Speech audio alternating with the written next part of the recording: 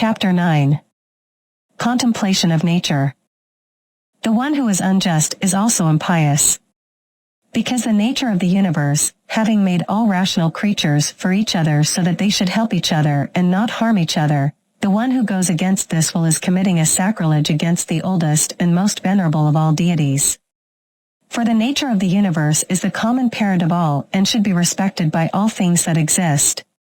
Everything that exists has a kinship to whatever first existed and gave it its being. She is also referred to as truth and is the primary source of all truths. Therefore, anyone who knowingly and willingly lies is impious, because he accepts and therefore commits injustice. But anyone who unwillingly lies, in that he contradicts the nature of the universe, and in doing so, he violates the universal order. He is essentially waging war on the universe by acting against his own nature and embracing what is contrary to the truth. Nature had previously provided him with enough instincts and opportunities to discover the truth, but he ignored them and can no longer differentiate between what is false and what is true. Moreover, anyone who chases pleasure, considering it as the ultimate good, and avoids pain, viewing it as the ultimate evil, is also impious. Such a person will inevitably criticize the common nature for distributing many things to both the evil and the good, not based on their merits. This includes giving pleasure and its causes to the wicked, and pain and its causes to the good. On the other hand, anyone who fears pain and hardships in this world fears some of the things that are bound to happen in the world at some point. We have already established that this is impious. And anyone who chases pleasure will not hesitate to commit unjust acts to satisfy his desires, which is clearly impious. Now, to nature, pain and pleasure are equally unimportant, for she wouldn't have created both if they weren't equally unimportant to her. Therefore, those who want to live according to nature must be equally indifferent to both. So, anyone who isn't indifferent to either pleasure or pain, life or death, honor or dishonor, which nature uses indiscriminately in the administration of the world, is clearly impious. When I say that common nature uses them indiscriminately, I mean that they occur indiscriminately in the normal course of things, which inevitably happen in the world, either as primary or secondary events, according to the original plan of providence.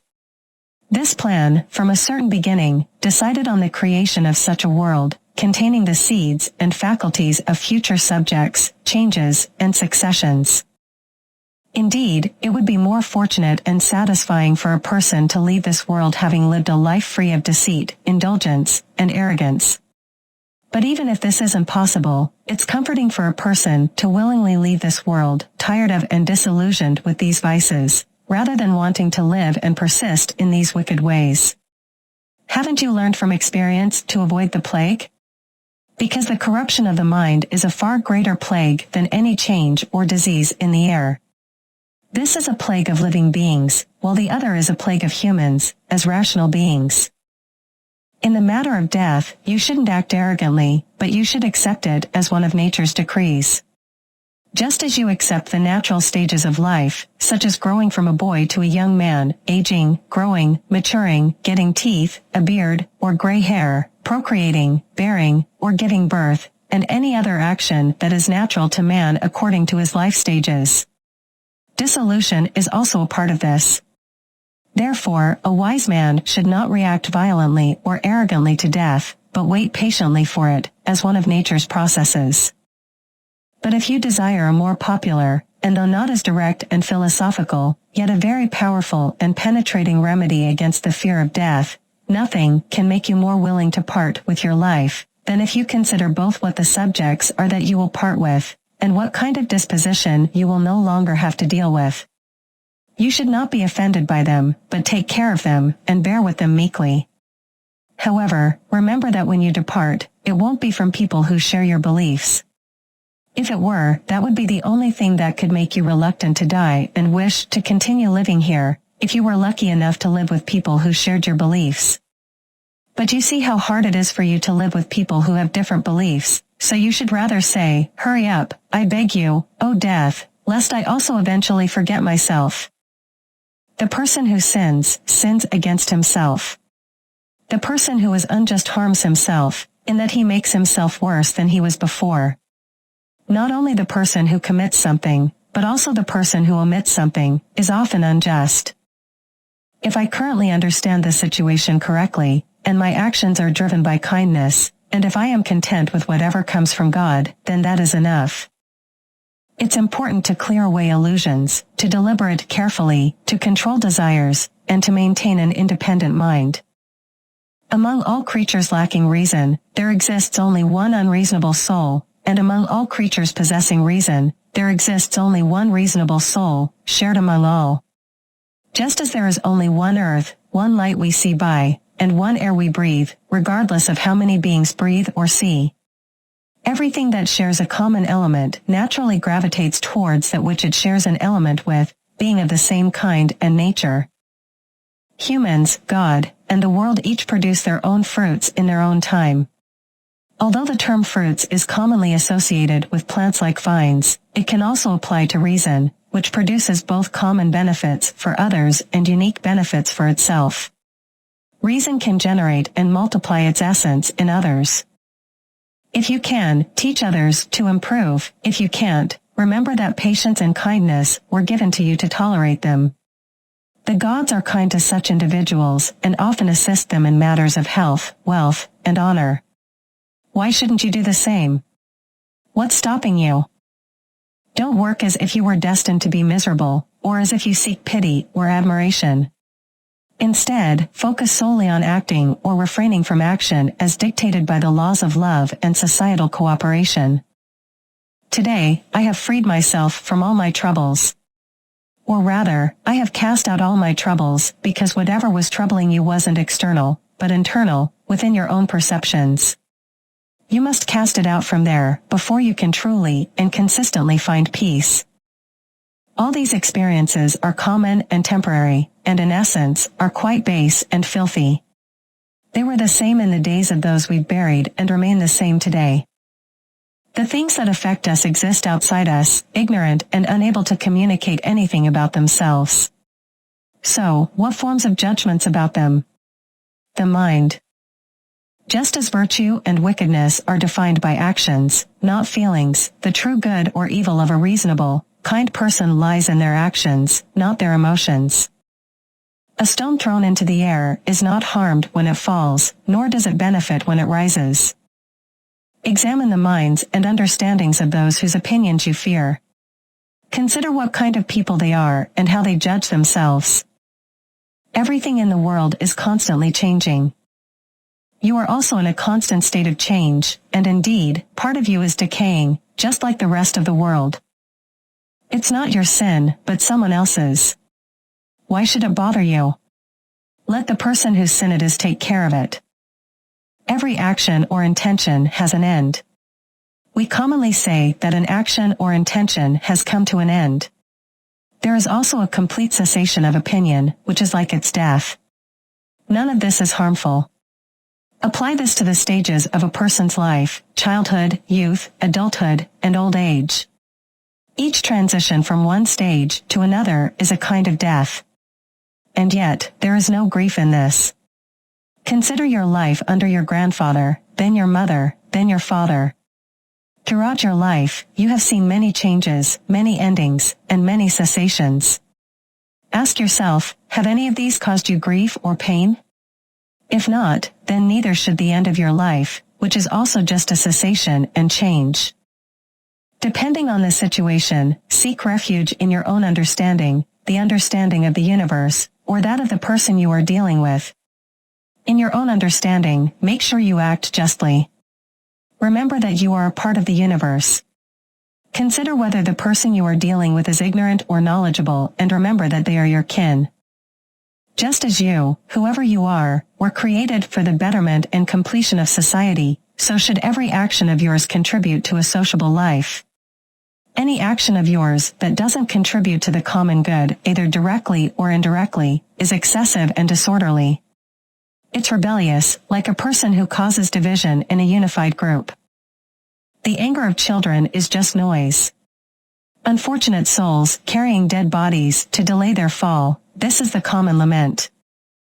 Look at the nature of the cause that produces the effect. Examine it on its own, stripped of all material aspects. Then consider how long such a cause can exist in this state. You have already experienced countless troubles and miseries because you were not satisfied with the happiness you had, or you didn't consider it sufficient that your mind was functioning according to its natural constitution. When someone falsely accuses you, treats you with hatred, or behaves badly towards you, consider their minds, and understand the kind of people they are. You will see that there is no reason for you to be troubled by their opinions of you. However, you must still love them, for they are your friends by nature. The gods also assist them in significant matters, just as they do others, through various means such as dreams and oracles. The ordinary things of the world cycle from one age to another, remaining the same. Before anything happens, either the mind of the universe deliberates and decides, or it makes a general decision about everything once and for all. Since then, whatever happens does so as a necessary consequence, and all things are interconnected. In sum, either there is a God, and everything is fine, or if everything happens by chance, you can still use your own wisdom in matters that concern you, and you will be fine. Soon, the earth will cover us all, and then it will also change. From one eternity to another, there is a perpetual eternity. Considering the many changes and the speed of these changes, can anyone not look down on worldly things? The cause of the universe is like a strong current, it sweeps everything along. And those who consider themselves the only true practical philosophers of the world, full of artificial seriousness or lovers of virtue and honesty, how miserable they really are, how despicable in themselves. Oh man! What fuss are you making? Do what your nature now requires. Decide on it, if you can, and don't worry about whether anyone will know about it. You may say, I can't expect a utopia like Plato's. If they make even a little progress, I will be satisfied and appreciate that small progress. But do any of them abandon their previous false beliefs? Without a change in beliefs, all their pretentiousness is nothing but the misery of enslaved minds that suffer in private yet pretend to obey reason and truth. Now tell me about Alexander, Philippus, and Demetrius Phalereus. Whether they understood what nature demands and were able to govern themselves, they know best. But if they indulged in life and acted recklessly, I, thank God, am not obliged to imitate them. The result of true philosophy is simple and modest. Don't persuade me to show off and vanity. Imagine looking down from a high place and seeing herds here, sacrifices there, countless ships sailing, some in a rough and stormy sea, others in a calm one. Think about the various states of things, some just coming into being, the relationships between things that exist together, and others that are ending. Also consider the lives of those who lived long ago, those who will live in the future, and the current state of the many barbarian nations in the world. And remember how many people have never heard of you, how many will soon forget you, how many who praise you now may soon speak ill of you. So, neither fame, honor, nor anything else the world offers is worth the effort. The essence of everything is to accept whatever happens to you, for which God is the cause, contentedly. And whatever you do, for which you are the cause, do it justly. This will be achieved if your intention and action aim to benefit others, which is your duty as a human being. Many of the things that trouble and constrain you can be eliminated because they depend entirely on your perception and opinion.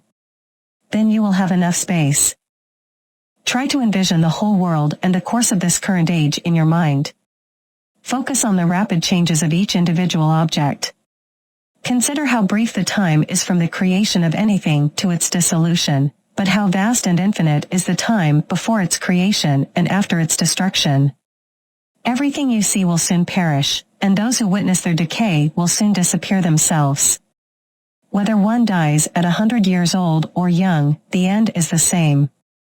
Consider what people think and understand, what they devote themselves to, what they love and hate. Imagine if you could see the state of their souls openly. When they think they are hurting those they speak ill of, or when they think they are doing a great favor to those they praise and glorify, how full they are of conceit and opinion. Loss and decay are truly nothing more than change and transformation, which is what the universe delights in the most. Everything that happens is well done because this has always been the state of the world and always will be. Or would you rather say that all things in the world have been going wrong for so many ages and will continue to go wrong? And among so many gods, could no divine power be found all this while that could correct the world's affairs? Or is the world forever doomed to endless woes and miseries? Consider how base and rotten every common substance is. Water, dust, bones, and all the disgusting stuff our bodies are made of, are so prone to infection and decay. And those other things that are so highly prized and admired, like marble, what are they but the kernels of the earth? Gold and silver, what are they but the coarser feces of the earth? Your most royal clothing, in terms of material, is just the hair of a silly sheep, and in terms of color, the very blood of a shellfish. Your life itself is something similar, a mere vapor of blood, also prone to be transformed into something common. Will this complaining, grumbling, and pretending ever end? What troubles you? Is anything new happening to you? Why are you so surprised? Is it because of the cause or the matter? Either alone is not really that significant. And besides these, there is nothing else. But you should also fulfill your duty towards the gods with more kindness and simplicity. It makes no difference whether you see these things for 100 years or just 3 years. If someone has done wrong, the harm is theirs, not mine. But perhaps they haven't. Everything happens for the good of the whole by the providence of reason, in which case it is unreasonable for a part to complain about anything that happens for the good of the whole. Or, according to Epicurus, atoms are the cause of everything, and life is nothing more than a random combination of things, and death is nothing more than a dispersion. If this is the case, why are you troubled? Do you say to the rational part, you are dead, decay has taken hold of you? Does it also excrete waste? Does it graze or feed like cattle or sheep, that it should also be mortal like the body? The gods can either do nothing for us, or they can calm and soothe all the disturbances and disorders of your mind. If they can do nothing, why do you pray? If they can, why wouldn't you rather pray for them to grant you the ability to neither fear nor crave any of the worldly things that cause these disturbances and disorders? Why not pray that you may not be upset and dissatisfied with either their absence or presence, instead of praying to obtain or avoid them? Surely, if the gods can help us in anything, they can also help us in this matter. But perhaps you'll say, in these matters, the gods have granted me my freedom, and it's in my power to do as I please. But wouldn't it be better if you used this freedom to truly free your mind, rather than weakly and servilely desiring things that are beyond your control to obtain or avoid?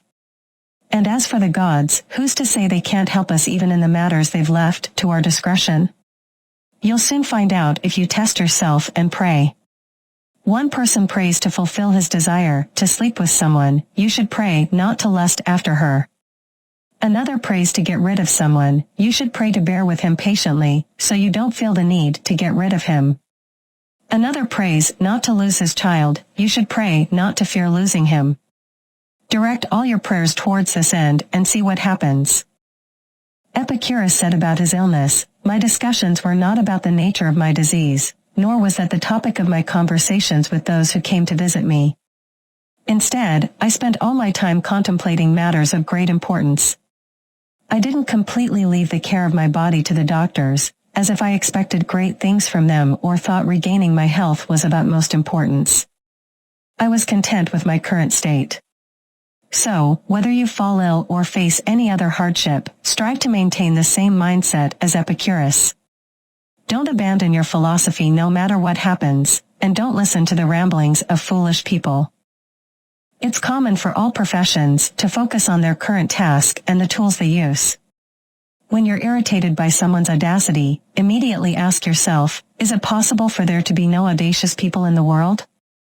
Of course not. Don't wish for the impossible. This person, whoever they are, is one of the audacious ones the world can't be without. This applies to the cunning and the treacherous, and to everyone who offends you. As long as you keep reminding yourself that such people are bound to exist, you'll be able to treat them with more kindness. It's also useful to consider what virtues nature has given us to counter such vices. For example, against the ungrateful, it has given us kindness and gentleness. And generally, can't you educate someone who's mistaken? Anyone who sins deviates from their intended path and is mistaken. Moreover, how are you harmed by their sin? You'll find that none of the people you're angry at have done anything to make your mind the only true victim of harm and evil, worse than it was. And why should you be upset or surprised if an ignorant person acts ignorantly? You should blame yourself if you didn't foresee or were surprised by such a person's actions, especially when you're dealing with an ungrateful or dishonest person. You're at fault if you expected honesty from a dishonest person, or if you did someone a favor and didn't consider it a reward but expected something in return. What more do you want? You've done a good deed for a fellow man, isn't that enough? You've done what your nature demands. Should you be rewarded for it? As if the eyes should be rewarded for seeing, or the feet for walking. These parts are naturally designed for such functions, so they can't demand more than to perform according to their nature. Similarly, a man is born to do good for others. Whenever he genuinely helps someone, either by guiding them away from error or assisting them in worldly matters such as wealth, life, advancement, and so on, he is fulfilling his purpose and therefore can't demand more. Summary of Chapter 9. This chapter focuses on the contemplation of nature and the interconnectedness of all things. Marcus Aurelius encourages readers to study the world around them and find wisdom in the natural order of the universe. He writes, "The universe is change, our life is what our thoughts make it."